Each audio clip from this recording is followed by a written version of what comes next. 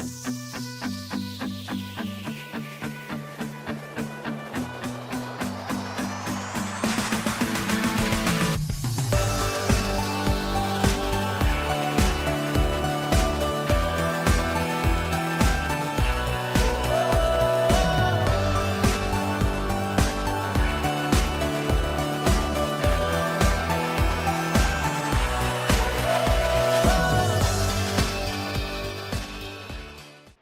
right, well, welcome everyone to another episode of Impactful Innovators.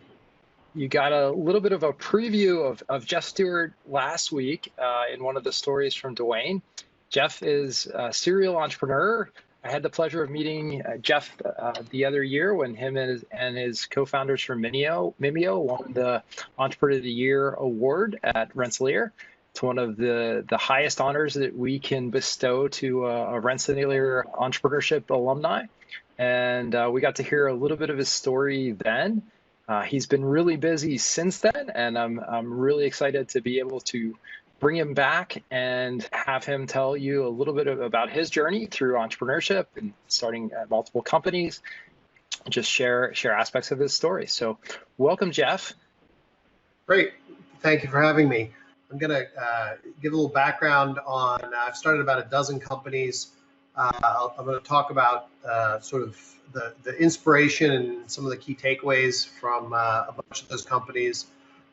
Then talk a little bit about what I'm working on now, some of the things I'm thinking about as far as the world needs for startups that don't yet exist, and hopefully do that quickly enough that we can have plenty of time for questions, which is probably the more interesting aspect. I always think that you can't really teach entrepreneurs things. You can only show them things that have worked and not worked, and explain and give them context on why they worked or didn't work in my situation, and then for yourself figure out whether it's applicable for you. So I graduated Rensselaer in '91. I specifically went there because I was interested in starting companies. I started a couple as a kid, and I thought back then that you started a company as you invented something and then you built a company around it. So I figured I'd be an engineer. And then I met the dean of the business school, and he explained that you actually could study business in and around engineering, and that is also a good foundation if you want to start companies. So I was excited about that and took every class I could get my hands on related to starting companies at RPI as a management major. When I graduated, became a management consultant, had some great mentors, lived out of a suitcase for about 4 years, saw how big corporations buy things, which is helpful because they do spend an awful lot of money. Saw how big corporations managed and ran things, but also saw how they mismanaged. And then in around 1995, I was doing a project for the NASDAQ as a management consultant, and I got to look at technologies that might affect the capital markets, and got to play around with this little thing called the World Wide Web. And I remember looking, and there were almost 800 companies that had websites. And I was like, wow, that's a lot of information. This is interesting. I'm going to take notes of this. So I came back a day later, and there were 1,600. I remembered from my math class that when something doubles in a day, it's growing pretty fast, and figured that the internet would be growing fast enough that it would make up for the fact that I really didn't know what I was doing as it related to starting a company. At the same time, a good friend and fraternity brother from Hall at RPI, David Utendale, he had been actually deploying systems at Solomon Brothers. We got together and we said, this is going to be huge. And I was at the time living out of a suitcase. I gave him a blank check, said there's $900 in that bank account. Why don't you while I'm traveling, why don't you figure out how we start a company? And by the end of the week, we had a company. And then took us a little longer to figure out what our business model was. We tried a bunch of things and did that sort of classic pivot.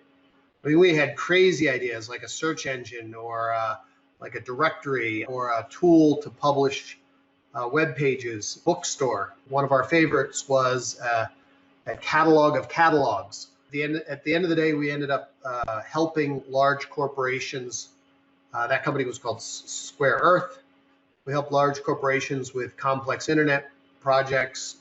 We worked with a lot of agencies in the advertising space to help companies like Basale and Compaq Computer, Pfizer, Get Online, and grew that business. And what was interesting is when we started, we would go to these big corporations. You know, I like to say my competitive advantage was I owned a suit, because a lot of the people who were involved in the internet back then, you know, weren't.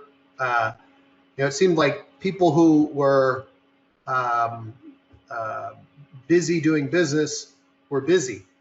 They weren't, you know, going to learn the internet. And our big competitive advantage is we pulled a bunch of all-nighters and figured it out. And we could go into a meeting with very senior executives and know more about the internet than anyone in the room, because back then there just wasn't that much to know. It was changing so quickly. You could become a world expert very quickly. For about a year and a half, we would have all these meetings saying how, you know, you really should be online. The internet's important. We know what we're talking about. And we grew gradually. And then one day, the phone really started ringing. You know, these companies kind of woke up and said, "Hey, where were those kids who were telling us about the internet? We need to hire them." So that allowed us to grow even faster. We got a line of financing against our receivables, which really allowed us to grow even faster. Then we merged with a venture-backed company called Proxicom. We bought a third company called Ibis, and then went public. Which back then, you know, you could go public much earlier in your life cycle and at a much slower valuation than you would today. So that was a lot of fun, really fun experience. Very quickly after we merged, I became fascinated with an idea I'd actually had back in right after I graduated college, which was I used to put together a lot of printed documents. You know, I'd be at Kinko's at 2 a.m. putting together these proposals and reports. And I thought, wouldn't it be great if you could press a button and have your documents show up? And when I had that idea in the early 90s, before the internet, it was a horrible idea. You didn't have digital print. You didn't have an internet. It was all going to be through modems. There weren't that many laptops, let alone cell phones, and it was too early. But by the late 90s, you had a very different environment. We hired a consultant, an analyst to gather data. I remember it was May 1998. He was supposed to spend the summer gathering data to figure out, at the end of the summer, we'd figure out whether or not we were going to launch a business. And he comes back about 3 weeks later. He says, you know, Jeff, you got to drop everything. We got to start this business. Stamps.com is an inferior business, and they just raised $1 billion. And this is a way better business. So we kind of dropped everything, raised $21 million. And back then, you needed to spend months and months to build software. You know, things that we would do today by, you know, looking at some GitHub open source code and pulling in some modules and spinning up some AWS servers, back then was a lot of heavy lifting. We actually had 45 developers working for over 9 months before we even could approach a customer. So we didn't really do that sort of minimum viable product. So we got ready to launch, and then the internet bubble popped. And this software actually integrated with a 140,000 square foot facility that we set up next to the FedEx hub. So at the time we were burning a lot of money and didn't have a lot of customers yet, and we're expecting that we were about to go public, realized that we weren't. So we very quickly tightened our belt and managed to keep that going. You know, that business called Mimeo. And eventually that became a 600, 700 person company with operations in Europe as well as here in the US. While growing that, we built out a sizable sales team. From that, got really interested in a couple things. One is, you know, how do you scale a sales team, and also became really interested in, you know, how do you launch a business where you have customers before you even incorporate. You know, with Mimeo, we spent millions and millions of dollars before we had a customer, and I wanted to figure out a way to do it the other way around. So I started going around and talking to senior executives and saying, you know, look, you've got a big budget. What is it you want to buy that you can't? And was talking to a woman who's works with Barry Diller at Interactive Corp, and she said, you know, these things pop up on the internet and we get blindsided by it. It'd be great if we could monitor what was happening. So mocked some things up, did a little technical proof of concept, and went back and showed it to her. And she's like, oh yeah, no, this is great. Okay, I said, well, what do you think you would pay for this service that monitors the internet? And she said, I don't know, I'd probably pay $1,000 a month, maybe $2,000 a month. I said, wow, okay, well, I know, there's a lot more executives like you out there, $24,000 a year, get a couple thousand customers. I see how this business grows. This is interesting. But at that same time, we had also been exploring this idea of using satellite data to sell it to hedge funds so that they could make better investment decisions. And I had this idea because I'd become a pilot, and one day I was looking down out the window, down on some buildings, and I was like, oh wow, you can see the economic activity, you can see how many cars are parked in that parking lot. I wonder if you could sell this data with the satellite to hedge funds.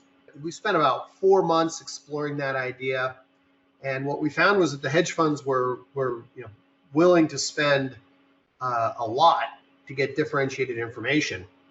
Unfortunately, what we also found was that back then in the mid 2000s, there wasn't a lot of satellites. And I remember being on the phone just after spending 4 months building this business. I'm on the phone with a guy who works in Alaska by a dish where satellite data comes down and is transmitted, and you're talking about the process he was going to need to do with reprogramming his mainframe so that we could get the data we wanted from the satellite. And I realized that the business was not going to work. At the time, satellites were geared to working with the military and the government, and they kind of moved at the pace of government, not at the pace of the startup. And I just realized it was too early. So that was the last day we worked on that, but I'm going to leave that there because we're going to come back to that story almost a decade later in a little bit. So we gave up on the hedge fund data business for satellites.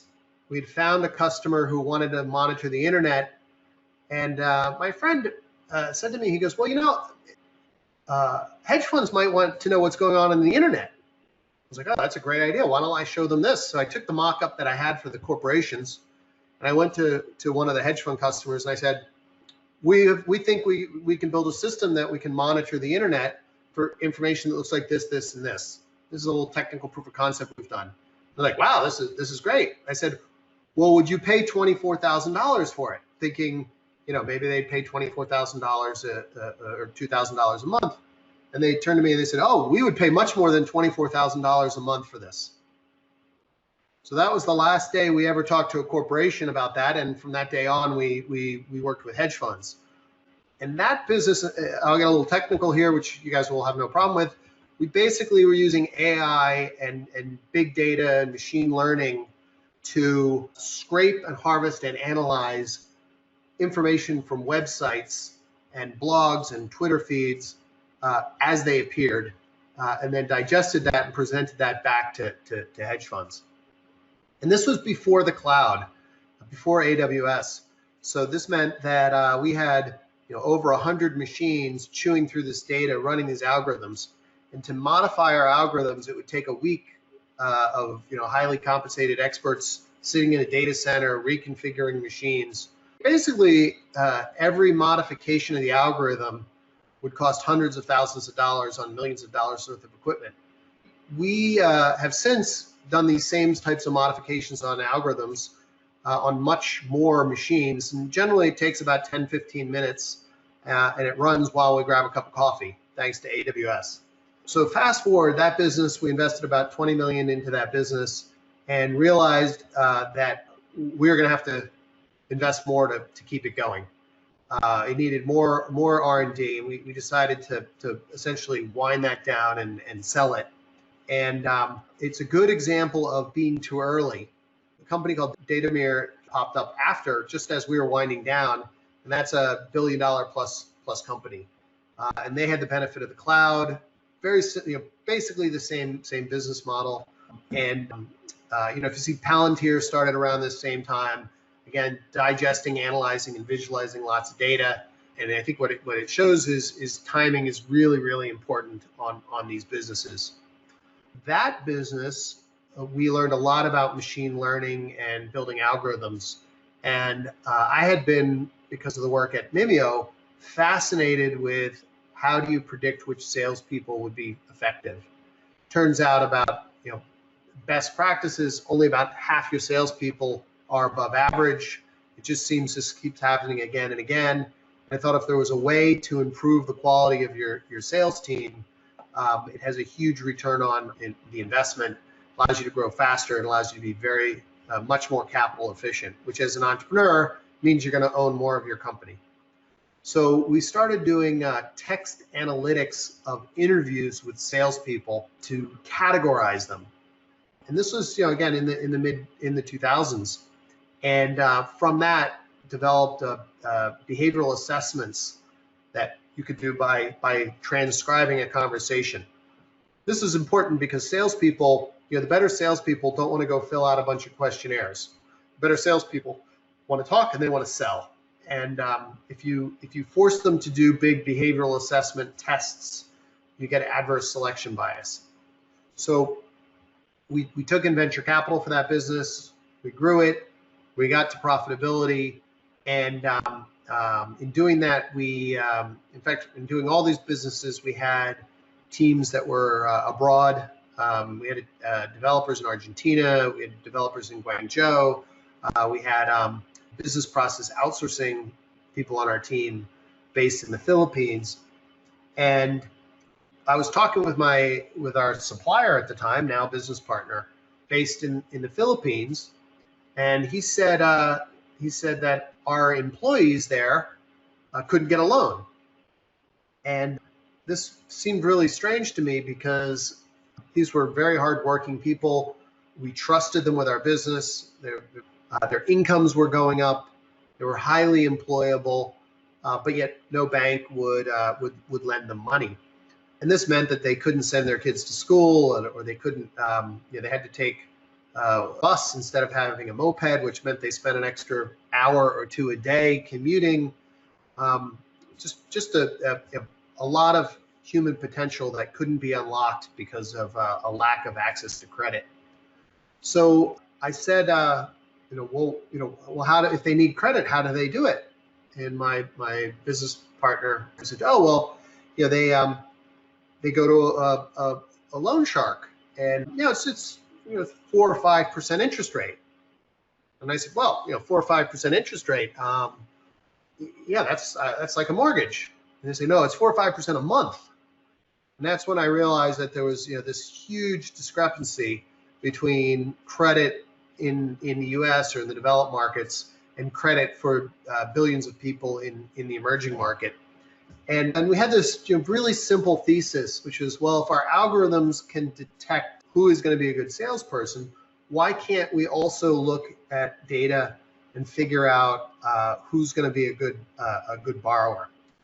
Back then, there was a lot of data from the digital footprint, from your cell phone, from things like your social media footprint. We suspected that would be a good set of data for determining creditworthiness or willingness to repay a loan. The other thing we noticed was that Professor Yunus, who got a Nobel Prize for microfinance, proved that your community is very good at predicting who will repay a loan. And we figured that the communications between you and the rest of your community and who you communicate with and how they communicate with you would be highly predictive. So we set out to do this. There was no one had ever done this before. We knew we needed data when you're building AI. So we just launched a lending company and we started giving out loans. And our initial algorithm was every fifth person got a loan because we needed data. So we just started issuing loans. And sure enough, after about a year of issuing loans, we got to the point where we could predict who would repay a loan. We then started to scale this globally. And ultimately, that business, Lenddo, operates in over 21 countries and generally works with lenders and financial services providers to understand how do you extend credit to populations that aren't covered in a traditional credit bureau. That was certainly interesting. And in doing that, that company was based out of Singapore. We had noticed that with a lot of the companies we were investing in or starting, they weren't going public. And meanwhile, while we were bouncing back and forth to Asia, investors kept asking us, how do we get access to startups? We're really excited about startups. So we had this simple idea of, well, why not take US technology companies or North American technology companies and list them in Asia? And we started digging into that idea and became completely fascinated with it because we knew that a lot of our friends had started companies. The companies might be worth a couple $100 million, but still too small to go public in the US.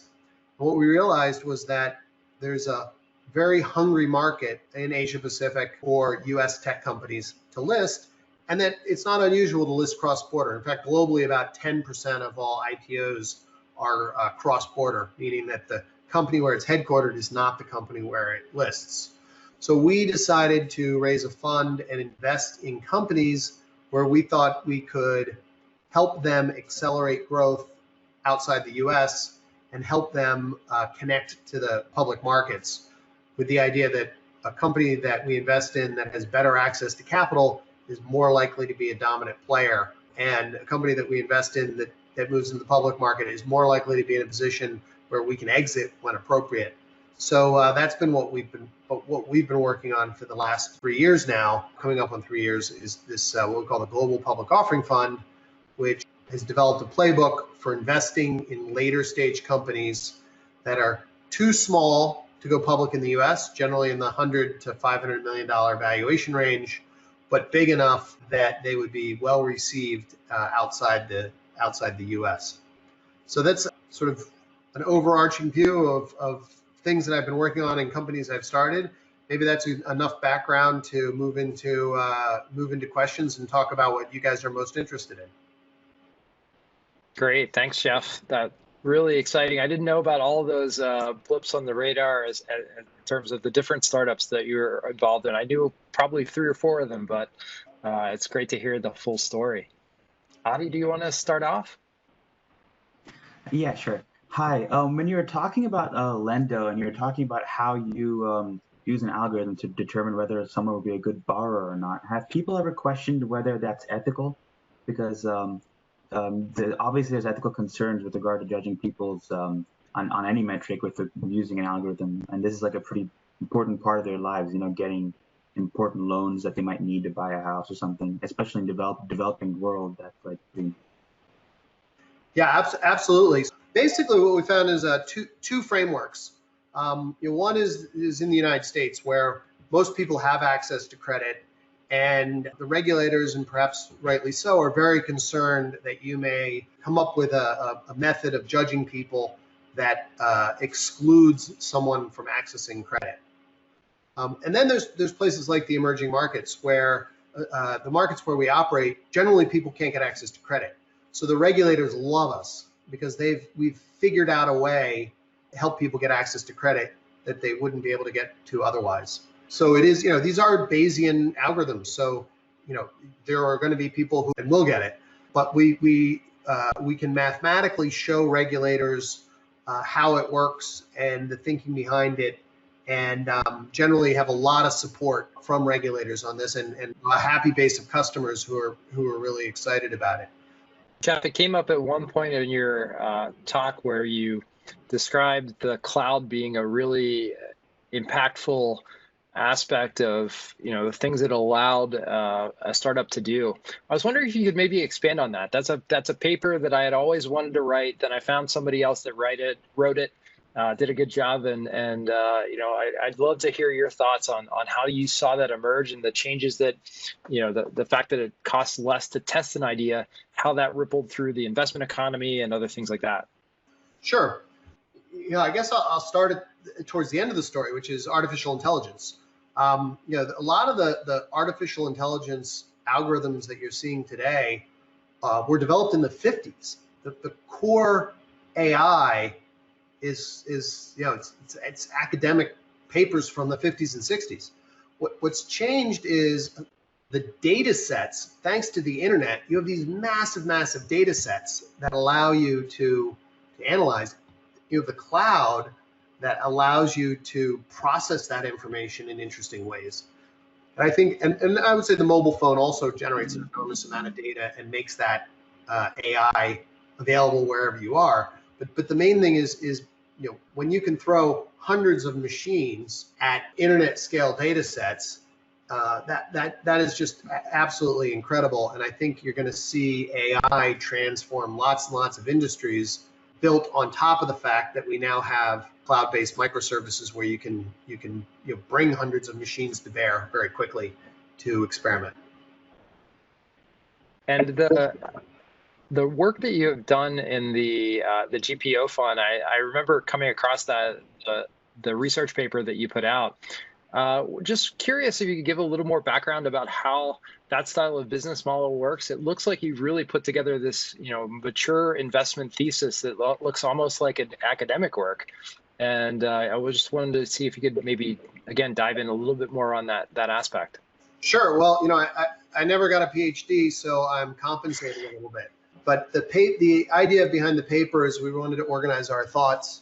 It's a bit counterintuitive, and we've seen this sort of in finance, this changes in thinking. One example is the New York Stock Exchange used to only trade gold preferred shares, meaning preferred stock that was backed by gold. And there was this other thing called common stock, which was viewed as like a sucker's remnant. And then at some point around the 1900s, someone wrote a paper and did an analysis and said, hey, maybe this common stock is worth something. And today, that's predominantly what's traded on the New York Stock Exchange. Michael Milken and Drexel Burnham did something very similar.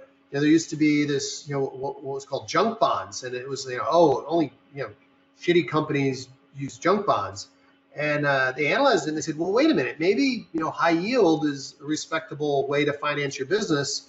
And all of a sudden you had big, important companies using this form of financing to restructure and improve how capital is allocated. We think that the same thing's happening now, where people think, oh, well, you just stay private forever, but they forget that back in the 90s and the 80s, companies went public and regularly, hundreds of companies every year. And so we think that the world is ripe for a new way to look at finance and basically say, finance is not local. It used to be that if you wanted to go public, if you were in California, you went on the San Francisco Exchange, and if you were in Philadelphia, you went public on the Philadelphia Exchange. And then through the wonders of technology and telecommunications, this NASDAQ quoting system emerged, and all of a sudden these local markets became a national market. We think the same thing's happening with global. Why should a company that's listed on the NASDAQ or listed on the Australian Stock Exchange or listed on the London Exchange only be available to people on the trading floor in London or sitting in England? We all have access to our phone. We all have Robinhood accounts. Why not have a truly global capital market? We think that that's where we're going, and we're trying to lean into that to give the companies we invest in a more diversified and better capital base than if they just stuck with local VCs or even the local stock market. Great. Numfor, do you want to jump in and ask your question?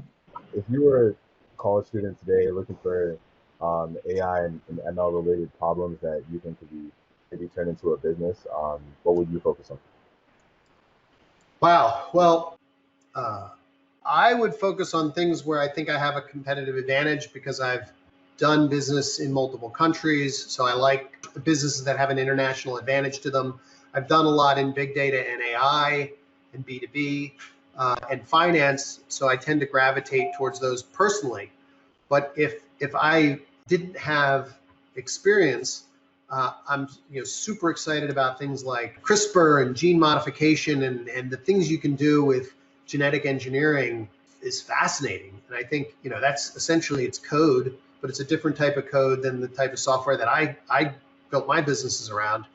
There's going to be really, really interesting multi-billion-dollar companies built around modification of genetics. That's super, super interesting. You're already starting to see it. Meats that never, that were never actual meat, but taste and feel like meat, or building materials that were grown instead of extracted from the ground. Yeah, it's just really interesting things happening there. So that's probably one place I would dig in. I also think that the brain, we're just scratching the surface of understanding how the brain works, and I think you're going to see really interesting businesses predicting how the brain acts, or improving the performance of the brain, or how the brain interacts with other systems. That to me that's fascinating, and I feel like I've learned too much other stuff to ever be an expert at that. But I think it's a really exciting area. So I don't know if that answers your question, but that's just some things that I'm thinking about.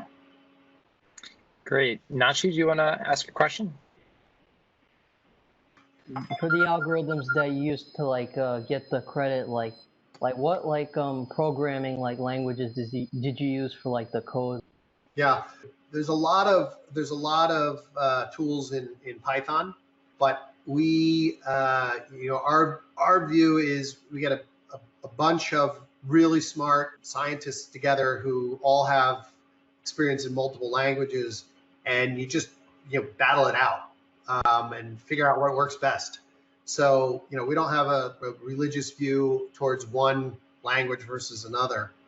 But I think one of the big secrets in AI is it's actually not the language or the tools or the algorithm, it's the data. Organizing really interesting data sets, augmenting data with other data. That is, if you're good at that, you can take better data, an average data scientist, and run the board in a lot of cases with a better algorithm. Great. Adi, do you want to ask another question? In your paper, you're talking about the benefits of listing companies in foreign stock exchanges, right? So do you think that it's the fact that companies taking too long to list, is that purely a structural thing, or is it also a fear playing a big part in that process, the fear of going public? I think there is a peer pressure of, well, other entrepreneurs I know haven't done it, so I'm afraid I shouldn't do it. I think entrepreneurs that are growing a business to that scale tend to be good at dealing with fear. I think that the bigger issue is structural. So in around 2000, we had decimalization, meaning we used to trade stocks in eighths. So big distance between the bid and the ask, and a broker could make money bridging trading. The other thing we used to do is have a lot of research. And what happened was we moved to decimalization, where you had to trade in penny increments. Somebody said, oh, well, let's make sure the consumer gets the best price. So you have to give them the best price. So you can't actually make any money trading. And then another guy, Spitzer, said, well, maybe the markets would work better if we didn't have research. So he was like, oh my God, this research could be used to promote a stock, and a consumer might not realize that the person who wrote the research is promoting that stock. So maybe the markets work better without research. So they made it much more expensive, took away the model to have research, and it actually put penalties in place if you are making money trading a stock and you're generating research, or you're doing offerings.